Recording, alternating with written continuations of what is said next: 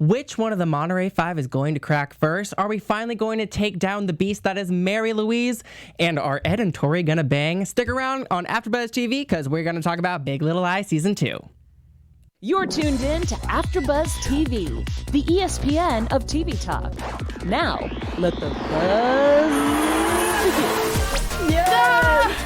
Oh my god! I can't be happy. I'm stressed right now. No, it's so funny, Jessie. I thought you were gonna scream like Mary Louise did. Oh my god! That's what I feel like doing. I'm so stressed out by this episode. Y'all, thank you for tuning in because I'm stressed too, Jessie. Episode 6 of Big Little Lies Season 2, Bad Mother. It's a great title for this episode. I am your host, Ollie Drennan. I'm joined by an amazing panel filling in for me and Simone. We miss you, girls, but we also have Chae Jones. They will be back, right? Chae Jones.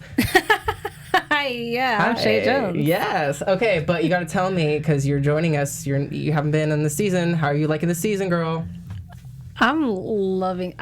When you have such a great first season as Big Little Lies was, how do you top yourself? And you just think, oh, we're gonna add a queen, and we add Meryl Streep, and makes it all better. Right. And next to her is another queen.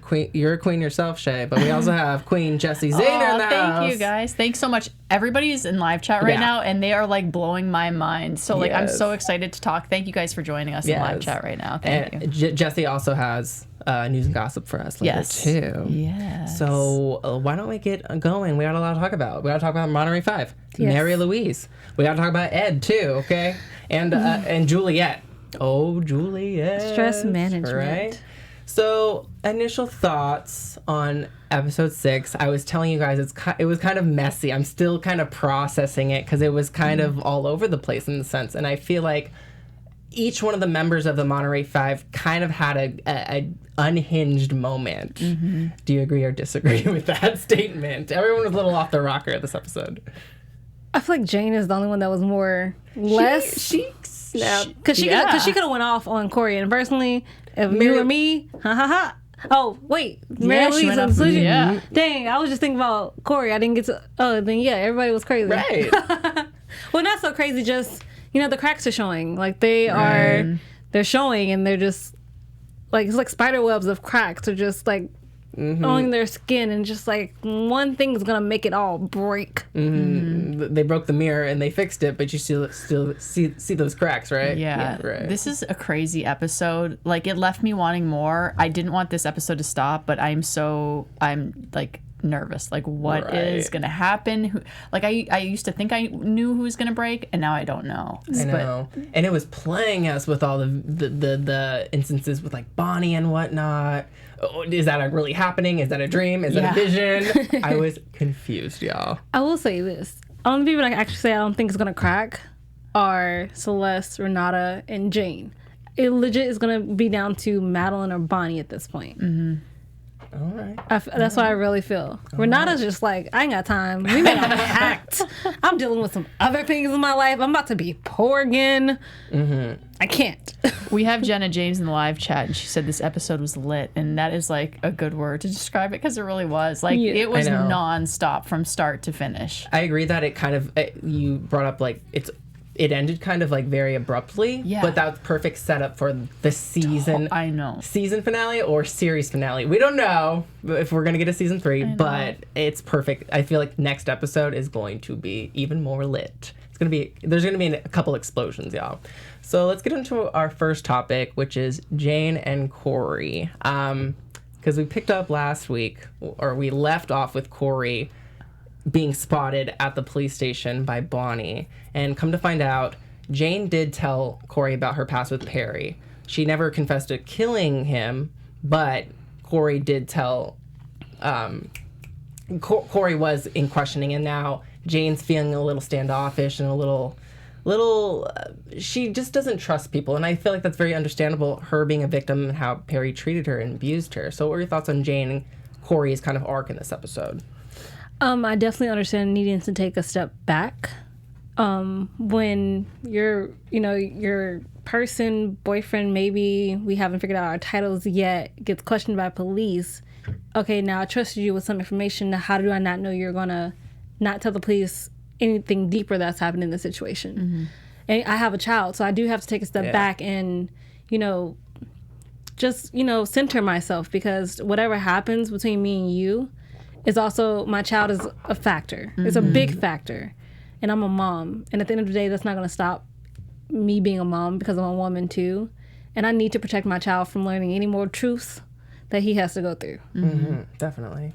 That you bring up a really good point talking about the child, because I at first when you asked the question, Ollie, I was thinking just between Jane and Corey. But so one thing that was so difficult for me when he basically tells her what happened, and he's like, one of you guys is going to break, and the first person who does is going to get cut a break.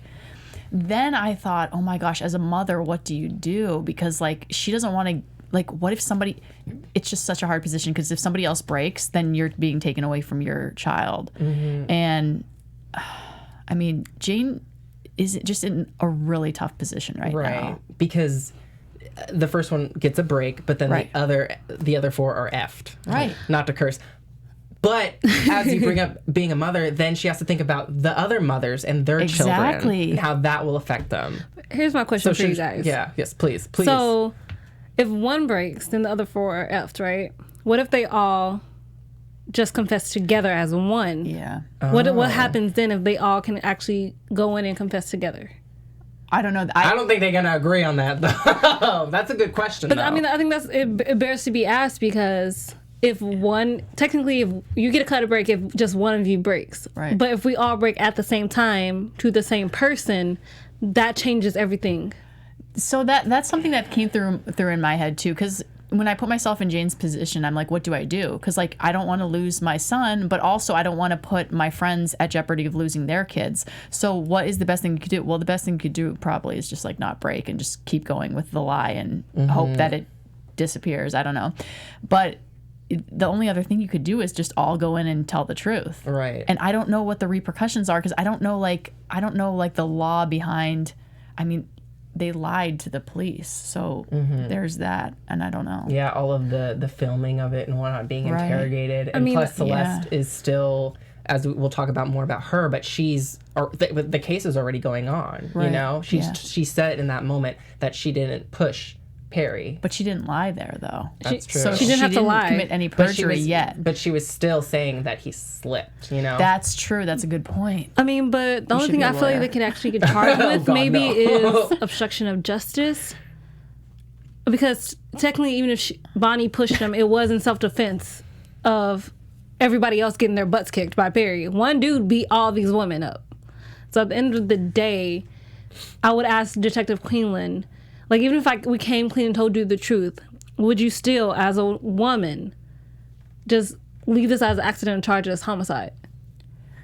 Because it's like there's so many complexities to it, and technically law and order is supposed to be black and white, but life isn't like that. Right. So I feel like there's so many factors to think about. Yeah. Plus, with the factors of their pasts, we already know that Celeste and Perry, they have that abusive, violent relationship. Or they had it, and then obviously Jane's connection to being abused and raped by Perry as well. So there's another 2 layers up on that crazy complicated altercation that led to his death. So, any more thoughts on Jane? She did have that crazy moment with Mary Louise, but I was here for it. I was waiting for her. Oh, so was I. It was deserved, though. I thought it was going to be Renata to go off like that. Yeah. And then Mary Louise slammed the door. Here's the thing, though.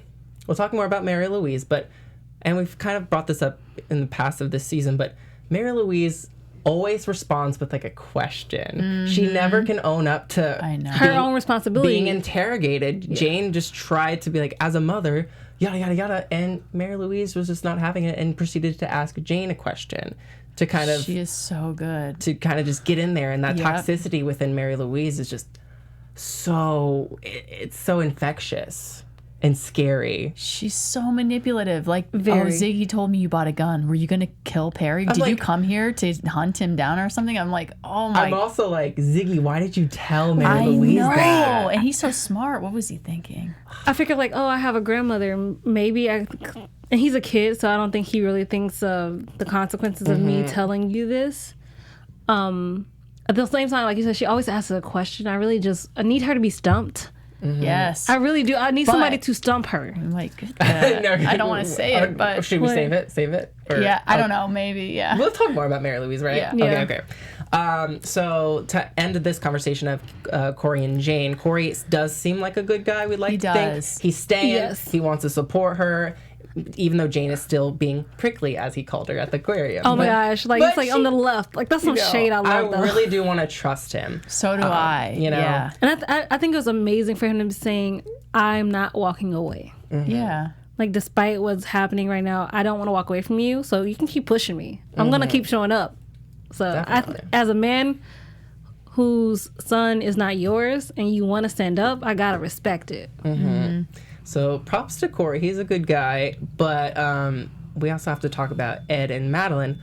But before that, before all this relationship drama, Jessie Zahner is going to drop some major not news, but major info for y'all, because we love y'all. Yeah. Hey, guys, before we move on to our next topic, we just wanted to thank you for making us the ESPN of TV talk. For us to continue growing, we need your help, so keep chatting with us in the live chat. Thank you for everybody that's joining us. Make sure you subscribe to our channel on YouTube. Leave us comments. We love to hear from you. Give us a 5-star rating on iTunes. Leave us comments. Being a part of AfterBuzz has meant so much to me because I get to meet these lovely people and talk to them and become friends with everybody, and I love hearing from you guys. I'm in the live chat now, so please you guys talk funny, to us. We love hearing from you guys. I love discussing everything in the comments with you. And we have a shout out to a special person who left a 5-star review on iTunes. Yes, we really appreciate it, y'all. This is coming from MJ Owns, or M. Johns from iTunes, left this 5-star review on iTunes. The best kind of recap. Stumbled upon this show recently and have gone through and dabbled into your other shows. I love the coverage and even use some of the views while shouting y'all out on my own podcast. Keep up the good work, and I can't wait for next week. Oh, so shout out to you. If you give us that 5-star review, we might shout you out more than likely on next week, the season finale. Well, if multiple people leave us reviews, girl, you know. It's just like you said, more than likely. More than likely, exactly, because we love you guys. We do. So until then, keep chatting with us. Like, subscribe, comment. Get us in that live chat. We're watching y'all. We read the comments. So without further ado, let's get on to Madeline and Ed. I already said this. Ed didn't hook up with Tori yet. Okay, so can we talk about that? Because I'm on one still from last episode. Okay. Literally been affecting my life for a full week. So sorry that I have to cut you off here. But no, you're good. I want to hear it. So remember last week when we saw Ed at the bar with that girl, and then her husband was there? Right. Was he just seeing him? Wait, what? Was he just seeing him and he wasn't really there? That's what I think happened. Because it's so funny because I talked to other people after we did our podcast, and other people were saying, oh, I think they're swingers and all this. And I'm like, no, I don't think so. But now after he met with that girl again, I don't want to jump too far ahead, so tell me if I am.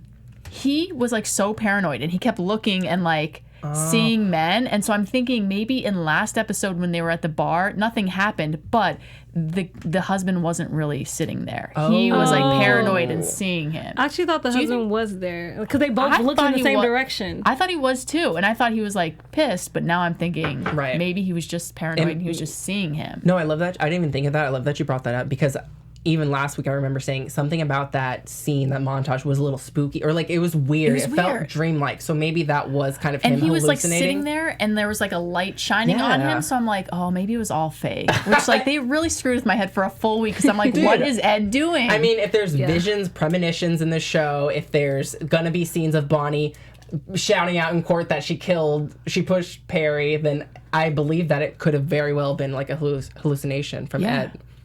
Interesting. Okay, so let's go on and continue with Ed and Madeline because I love Ed so much. Well, I was going to say Madeline seems to be, as her daughter Chloe said, a little unhinged still. Oh my gosh. Have any of y'all noticed but me that she's been drinking a lot this season? She has a bottle of wine. She was drinking at the party. She was drinking on the porch. She was drinking in this episode. Yeah. And we led to Ed coming home with the kids and seeing his wife in the dress. And she was just I'm sure she was a little under the influence. So what are your thoughts on Madeline and how she kind of seems to want to confess to Ed? Because there's a level of being transparent that Ed earlier in the episode didn't see until seeing her in the dress. So what were your thoughts on this whole mess? Because she was a little messy. Mm-hmm. My girl, but she a little messy. I mean, aren't we all though? Let's be real. If you're not messy, I don't really think there's anything real about you. Because I feel like if you're perfect, what do you have to strive for to get better as a person? So I appreciate the messiness that is Madeline. When it comes to Ed, however, I still have questions about Tori. Because even when they first ran up to each other early this season, she had a job on her girls, and he was just like trying not to look down so hard. It was just, I don't want to look down. I don't look past your nose today. But I'm noticing something different about you. Mm-hmm. So my question is, despite the fact that you have entertained the idea of maybe having something with Tori for the last couple of years or so, have you done it? And the fact that if you've done it, is that why you're so mad at Madeline? Wait, what was the question? If Ed had already maybe slept with Tori. Which he didn't. Now we know, but I was thinking before, maybe he'd already slept with Tori, and that's why he was so upset before, they had that conversation at the coffee house. No. He didn't sleep with her.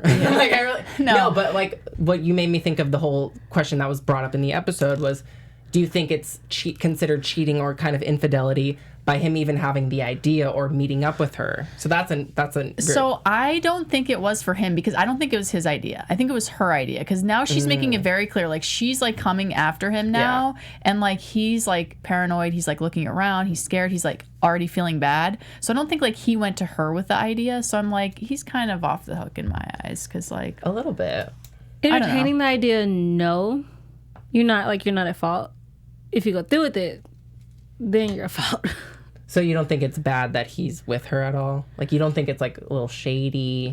I mean, at first I did. I'm not gonna lie. Actually, it was a little shady, because you're in a public place. You're having this conversation about maybe having the possibility of sleeping with each other and hurting your spouse as much as she hurt you. But even if you did that, I don't think Ed as a character or as a person will feel any better if he went through with it. Yeah, I agree. No, that's a good point, because he seems like such a good guy, unlike Nathan. No, but he seems very guilty. He's very guilty, just even kind of entertaining the idea, even if that was a hallucination of Joseph seeing them in the bar. But going back to the question of Madeline, should Madeline tell Ed about possibly killing Perry, or just like the situation, or even opening up to more? And I love seeing Renata saying, no, we're fine. We're fine. And so, like, to me, that was like, oh my God, Renata is so confident with this. Know. And to me, she was the one least likely to crack, but also totally. She kind of did. We'll talk about it in a second. But any more thoughts on kind of Madeline and Ed and the whole... Yeah, I had a question about that. So, because I trust Ed for the most part, right? But he is very honest. So, like, is he going to be the honest guy that goes, we have to go to the police and tell? Because the thing is, if you tell him, I don't know, I'm not a lawyer. So if somebody's a lawyer in the comments, or maybe you guys know this, but I don't think he has to testify against her in court, right? So if husbands he knows... and wives cannot testify against their spouses. Right. Yeah, I don't think they have to. I mean, if he wants to, I don't know. But, like, so if Madeline told him, he wouldn't have to, right? Would he... Okay, that's a good question. So many good questions this after show. But I wonder, could he testify against another, one of the other Monterey? That's a good point. Could they call him to testify against somebody else? Yeah. But the question would be... Okay, just don't tell. There's so many questions. Just don't tell. There's so many questions. So if she did tell him, technically it came from her. So he'd be getting the information from his wife, who he can't testify against. So just... Even if he was to testify against somebody else, it'll be hearsay. All right, this is getting too confusing, so just don't tell. Don't tell anybody. Keep your mouth shut. Nobody break, and just move on. Part of me kind of wants her to. I really don't know why, because I really feel like they need this in a sense of complete transparency, to be honest with each other. But I would, if I'm going to do that, I would also forego and say, I need you to... I drew up this contract that says what's the information I tell you cannot say to anyone, just to protect me. But granted, because he's so honest, that brings into question that. However, the only reason I don't think he would crack is because they have children. Yeah. And that I think that's his saving grace for me as a character. So if Madeline did come through and said, hey, this is what really happened tonight, Perry Wright died, and if you tell on any of us, we'd lose the kids. It could be, and I feel like if she brought it in that way, it might change everything. All right, interesting. Oh, Cece says not only does he not have to testify against her, he could not. It's her privilege to protect. Okay. Interesting. All right. I know. Well, It's getting really confusing. it is. I was also shocked when we were watching the whole thing about Renata and her husband. Oh, my Lord. We got a little information. Not so much from Renata in this particular episode, so I'm sad to see no Lord during that much. But she had kind of a little snapping moment when she found out that there was some what was it at the Stress management. stress management for 160,000 K, yeah, from Juliet the nanny. So basically, in a nutshell, Gordon was effing the nanny. For what, 6 years? There goes the transparency. See, these couples cannot be transparent. So No, Gordon just sucks as a husband. Let's just be clear. Yeah. He feels emasculated by Renata as a character. Just true, he does. And I feel like because she has been so successful in her life, and he's making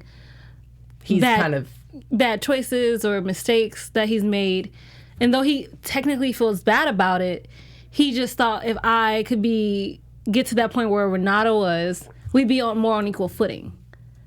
Because they're not whatsoever. I also think that because Renata was she's more than likely the breadwinner. She is the essential figure in that household. I think maybe he didn't feel like he had a whole lot of control. So his control, he probably stressed him out. His control came from Juliet and utilizing her for sex. So that was probably why he did that. Stress management, air quotes. So he's just a dog, and he has no saving grace. There's nothing. Like, he's already got poor little Amabella has to just go through this and see her parents just. The community property is what effed me up in this whole situation. So my money that I worked so hard for is now apparently your money, and I had to lose my money. You better pray. I was with Renata when she said, "I'm gonna get you back. It might not be today because we're gonna be happy because of Amabella." But I will get you back. And I am so, I support that message. Yeah. Well, someone who was transparent in this episode was Bonnie with her mom, who's still kind of in the coma, coming in and out, not the coma, but in and out of the hospital. She is unconscious one moment, she is conscious the next, and she confesses that she resents her mother and that she didn't push Perry that night. I mean, she did, but she pushed her mom that night. I thought that was really powerful, and she just reveals like so much of her backstory and just this monologue of confessing, and how she, because of the abuse from her mother, she would have sex when she was 13. Yeah, she started at 13, which is so young. And she just kind of went off in this really reckless behavior, and I thought it was obviously it's different from Celeste's abuse, but I kind of like related the two in the sense because of the sexual connection of abuse. So what were your thoughts on her confessing in this episode to her mom and closing the door despite it? Like her mom teared kind of, so I guess she heard. So what were your thoughts on this? Because there was a lot to unpack in this. For me, I can relate to Bonnie in that situation because I've had a similar monologue in my head when it comes to my own mom because I'm a foster kid. So it's just, it needed to be said. It's one of those things where you've been holding it in and you're just so angry, especially as a child, because you have no control and you lash out at other people, and it tears up your soul, like bit by bit, that anger that's just boiling in you. And unless you have a way to release it or let go and let God, it seriously will just fester at your soul, even as you get to become an adult. And when she said, I started having sex at 13 because I wanted to be loved, and I wasn't getting love from you. I wasn't getting a stable childhood. For every, door you slammed, for yelling at me for just doing homework, for me for marrying a man I don't love. First of all, that was just like, whoa. Okay, so you don't love Nathan. Got you. But like all the choices that, led me to that moment at that school, I saw you in Perry. I didn't see Perry. I saw you standing there And I'm actually now I'm growing up and I can actually defend somebody else. I couldn't defend myself because I was a kid. My dad couldn't defend me and he chose not to. But now I can defend somebody else. So it's just a full circle of just Bonnie's evolution. It's powerful. I loved it. Yeah, I think it's really relieving for her to get this out because we see her go through so many things. Like, she's so in her head about everything. And everybody on the show is seeing that she is struggling. So we see all of these things. We see a scene where she looks down at her mom and her mom's like conscious and she's getting ready to kill her. Something that somebody brought up in the live chat was the point when she asked the nurse if they could kill her. Right. I mean, and then just the stuff with, you see like these flashbacks of her with her mom, and then it's heartbreaking because then you see her daughter in the room and she's like, did I ever tell you you're such a great daughter? So it's just like, she's just in a really weird spot and it's really hard. So I feel like for her to be able to get all of that out is really good. Yeah. But It's cathartic. And and I remember even in the last season when she did push him, I was like, of all people, Bonnie's gonna push him, and now it makes so much sense. Yes, that's a really good point. It makes so much sense, and it really makes me just. I feel like we got to know Bonnie so much more than any time. This was the episode where we got to know Bonnie the best. Yeah. And it was powerful. You know what? Somebody in the live chat, Unstoppable Goddess, said, one thing I've learned from my dad, who's an attorney, by the way, is never put anything in writing. Let it out to your mom, but burn that journal. And that's so funny because there is a scene, where they show that she gets the journal back, and I remember thinking, what did you write in that journal? Right, the detective's going to get her hands on that. Totally. The detective is looking down, Bonnie up and down this entire season and in this episode. Right, because I'll leave it for predictions. Okay. But yeah. Well, before we're running a little short on time, so let's get to Mary Louise versus. Lord. Because we gotta talk about, I gotta save the best for last. Farber. Mary Louise versus Celeste. Celeste refuses to settle, and I actually am glad that she's refusing to settle because I feel like she's settled in the relationship with Perry. She settled for such a long time, settled for the abuse, even though she liked the She liked the rough. Yeah, which is not technically a bad thing if you like rougher sex. That's just your preference, you know? It's your preference. But I love the fact that she is really willing to fight because I feel like she wasn't fighting in the relationship with Perry. She was just being very passive about it. And now she's ready to fight his mom.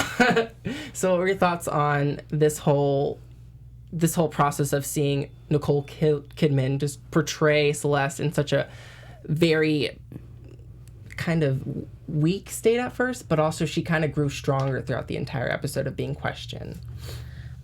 I mean, I really feel like it's really hard when everything I've done is now being questioned, when my past sexual encounters are now for the forefront and fair game. And then you also, instead of treating me like a victim of an abusive relationship, you try to make me you blame me basically.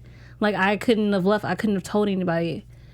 How dare you? At the same time I want to be to Farber, how dare you blame me for not telling somebody, going to the police or telling somebody, because a lot of people who are abused, especially women, they don't tell.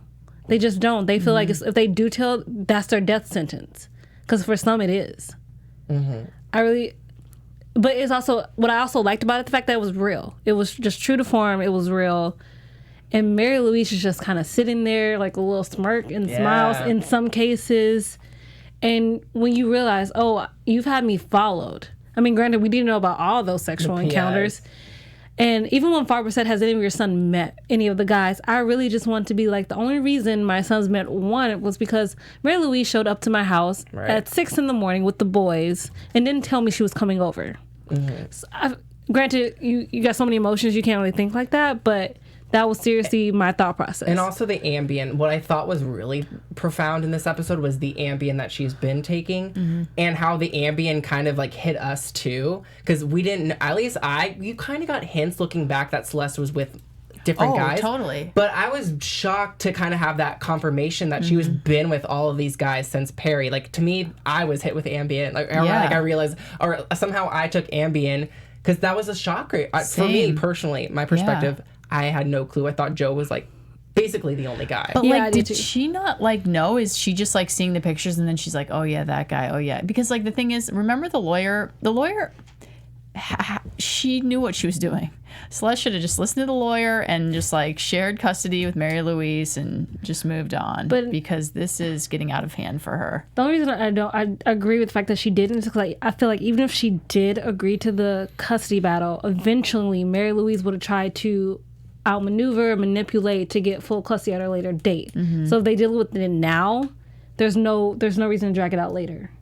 Yeah. Well, what we do know is that Celeste is a lawyer and she is ready to question the hell out of Maria Louise next episode. Yes. I was about to say next season. Oh, that was an amazing turnaround of. We're gonna get those predictions ready. Yes. See, that's why I love the growth in Celeste in this episode, because she started out very meek and a little unsure, very confused, but no, she gained so much confidence just in this single episode. So, hold those predictions ready.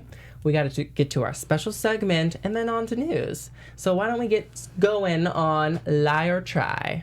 Why you always lying?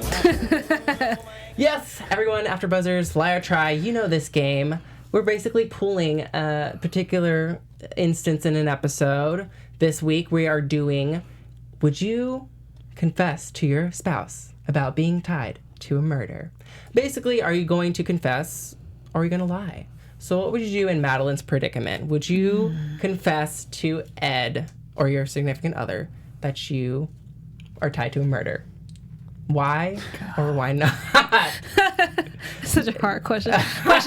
Okay, my question is that before I answer it, are we thinking of Madeline now? Like, not right after it happened, but right now? Was she? Well, don't think about Madeline. Think about you, Chae. If I'm Chae Madeline, Jones, you're Chae Jones. Okay, I'm Chae Jones. And your man. You gonna confess? No? Oh my gosh. Why are you gonna confess? I was like, right? Are you? Because I'm thinking of myself in Madeline's shoes, and if I was in Madeline's shoes, I'm like, no, I'm just gonna move on. If me, Chae, and I'm in Madeline's shoes right now at this point in my marriage, and I did something like that, I might be willing to confess to save my marriage, because technically the murder was in self-defense. And the only reason it didn't get staged that way is because it's also my fault that we're also cracking. So she also has that guilt on top of it. Mm-hmm. So if I have that guilt on top of me, I'm actually feeling it now. Like Bonnie said, like it's actually getting to you, the lie. Mm-hmm. I might be willing to do it. Mm-hmm. I'd go see a lawyer, talk to the lawyer, and then decide. I mean, that's actually probably great. Talk to the lawyer first. Can I tell my husband? Like, no.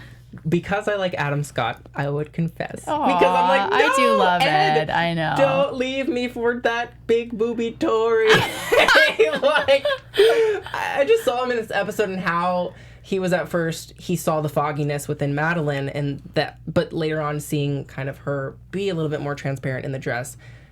Regardless of whether that was staged or not, I loved seeing how, like, it was very endearing, his reaction to seeing Madeline like that. Maybe she was just very intoxicated. I don't know. I mean, it was just like, you can't wave a wand, but this comes pretty close. It was sweet, especially with all the stress that these women are going through. The Monterey Five, we love you. You're going to pull through the next episode. I hope. But yeah, if you're joining us, please let us know. Would you lie or would you try?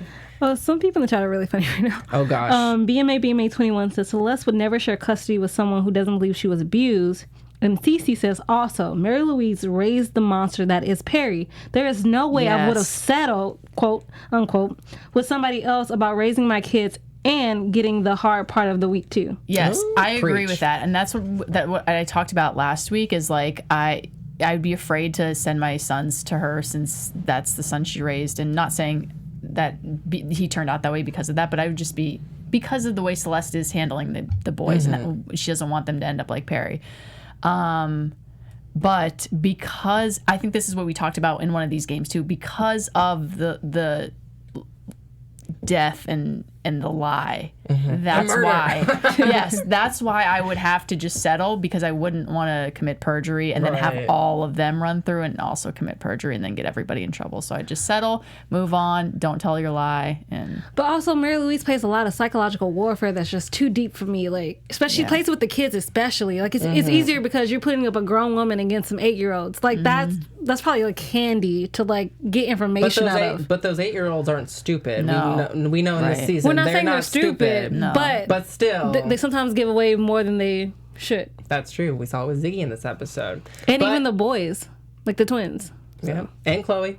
Did I say Especially Chloe? Chloe. Anyway, running short on time. So we got to get to news and gossip presented by Jessie Zahner. Yes. So last episode, we talked about the big ice cream scene. So problems with Big Little Lies season 2 go deeper than the ice cream gate. Because remember, Madeline did not throw the ice cream on Mary Louise. So turns out HBO and writer David E. Kelley are said to have gone back on their choice of Andrea Arnold as season 2 director, discarding most of her contributions in favor of season 1 director Jean-Marc Vallée, re-editing episodes into his own style. So they said that's why sometimes some of the scenes are a little bit choppy. And I didn't even notice that. I actually think I think the season is actually better than last season.